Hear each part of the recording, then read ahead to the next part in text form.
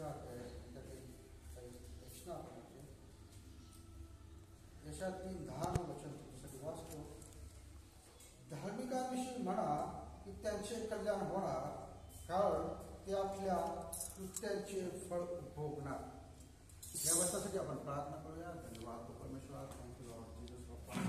Hallelujah hallelujah. धन्यवाद धन्यवाद. आकाशाच्या दृष्टीने निर्माण करतो परमेश्वर. धन्यवाद प्रभू. हा महिना बाप्पा तुला आशीर्वादाचं कर परमेश्वर. हा बाप्पा महिना ह्या मंडळीला, या मंडळीतील प्रत्येक कुटुंबाला तुला आशीर्वादाचं कर परमेश्वर. बाप्पा सेवकांना सेविकांना हा महिना तुला आशीर्वादाचं कर परमेश्वर. बाप्पा माझं जीवात्मा शरीर तुला समर्पण करतो परमेश्वर.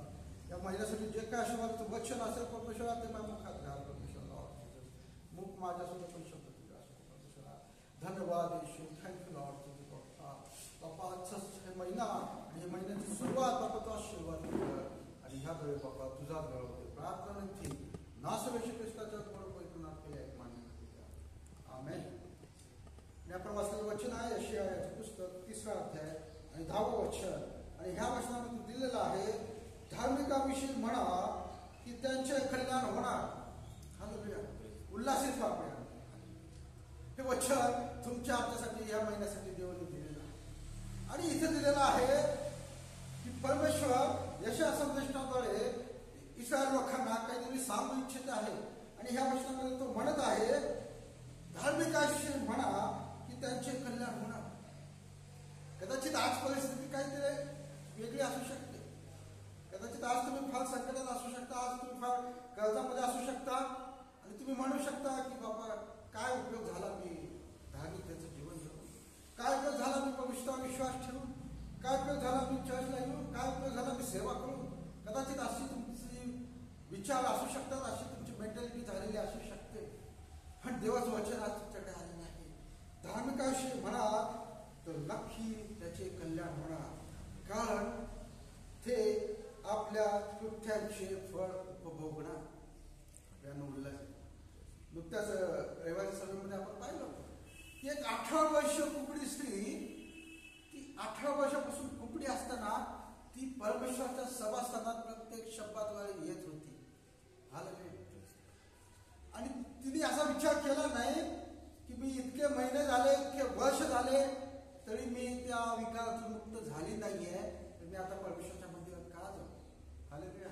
हा विचार तिने केला नाही, कारण की परिस्थिती तिच्या फार प्रतिकूल होती. हालेलुया. आज आपल्याकडे सर्वस्व असताना देखील आपण परमेश्वराच्या मंदिरात येण्यासाठी, परमेश्वराची भक्ती आराधना करण्यासाठी, परमेश्वराची सेवा चांगली करण्यासाठी आज आपण मागे हटत आहोत. काहीतरी कारण देत आहोत. पाऊस आहे, ऊन आहे, थंडी आहे, वारा. पण ती कुकडी स्त्री 18 वर्षापासून ती कुकडी अवस्थेत असताना देखील ती परमेश्वराच्या मंदिरात नित्य येत होती. आणि तिला माहित होतं की एक ना एक दिवस परमेश्वर माझ्याकडे लक्ष देणार. हालेलुया. आणि आज तेच वचन आलेलं आहे. जरी परिस्थिती प्रतिकूल आहे तरी देवाचं वचन आलेलं आहे की धार्मिकांविषयी म्हणा की त्याचे कल्याण होणार, कारण हे फार महत्वाचं आहे. हालेलुया. कल्याण आशीर्वाद सगळ्यांनाच पाहिजे, पण त्यासाठी जे करणं महत्वाचं आहे, त्यासाठी जे कारण आहे ते जाणून घेणं महत्वाचं आहे, कारण ते आपल्या कृत्यांचे फळ उपभोगणार. हालेलुया. आणि तुम्हाला माहित आहे की आपला न्याय कशावरती होणार आहे? जे आपण कर्म करू, जे आपण कृत्य करू, त्याच्याच बेसिसवरती येणाऱ्या युगात आपला न्याय निवाडा होणार आहे. हालेलुया. त्यासाठी आपले कृत्य महत्वाचे आहे.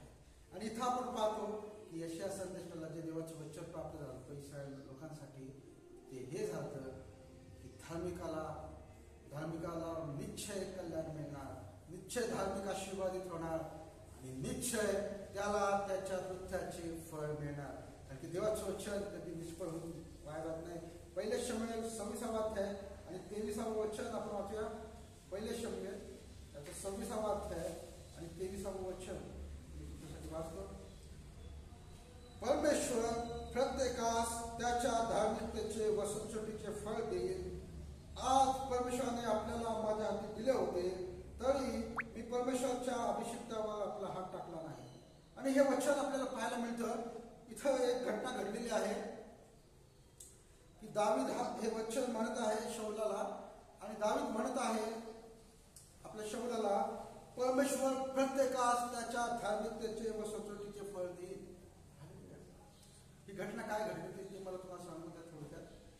दावीद हा शौलाचा एक प्रामाणिक विश्वासू सेवक होता, पण काय झालं माहित नाही, शौल विनाकारण दाविदाच्या मागे लागला. विनाकारण दाविदानं तसं काहीच अपराध केला नव्हता, पण विनाकारण शौल दाविदाच्या मागे लागला आणि शेवटी दाविदाला तिथून पळून जावं लागलं आपला जीव वाचवण्यासाठी. त्याला वाटलं असतं तर तो प्रतिकार करू शकला असता, कारण की त्यांनी गल्लथाला मारलं होतं, पण तो परमेश्वराच्या अभिषेकावर हात टाकण्यास भीत होता, कारण की त्याला परमेश्वराचं भय होतं. की शौल देखील परमेश्वराचा अभिषेक होता आणि दावीद देखील परमेश्वराचा अभिषेक होता. आणि असाच दावीद पळून जात होता आणि एका गुहेत थांबला होता, पण शौल काय त्याचा पिच्छा सोडत नव्हता. आलं नाही, शौल त्या गुहेत देखील त्याला मारण्यासाठी आला होता, पण उलट झालं. शौल दाविदाला पकडण्याऐवजी दाविदाच्या हातात शौल सापडला होता, पण दावीद परमेश्वराचा भय बाळगणार होता, परमेश्वराच्या अभिषेकाचा सन्मान करणार होता, त्याचा आदर करणार होता, आणि त्यामुळे त्यांनी त्याला जीवन दान दिलं. हालेलुया.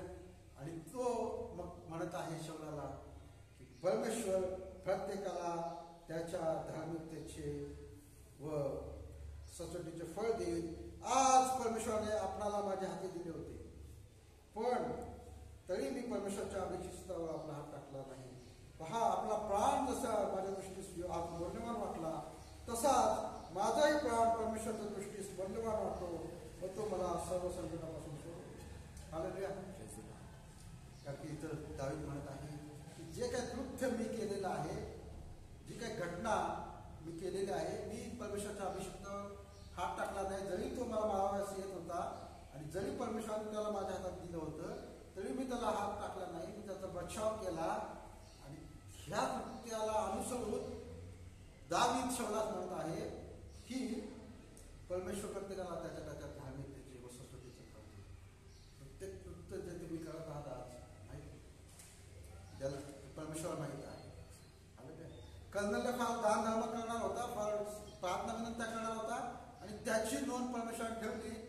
आणि प्रेषित 10 अध्याय 4 वर्षामध्ये आपण पाहू शकतो की त्याचे स्मरण ठेवून देवदूत त्या कर्नलला प्रकट झाला आणि तो म्हणाला, तुझे दान धर्म व तुझ्या प्रार्थना देवासमोर स्मरणार्थ आलेले आहे.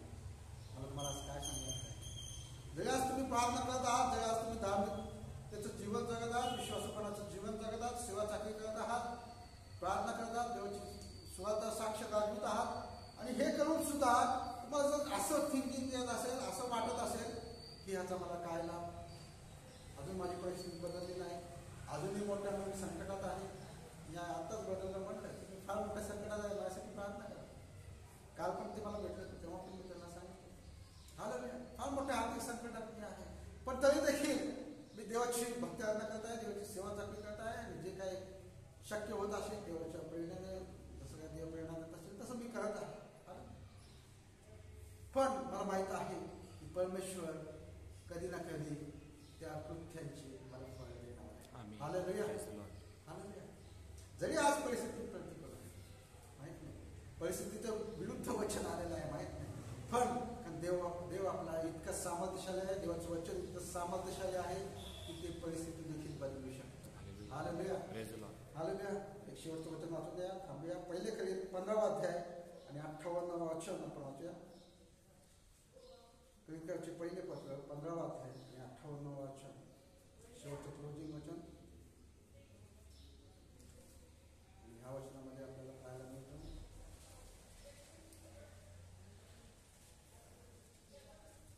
पहिले कलिंगर 15वा अध्याय आणि 58वा वचन.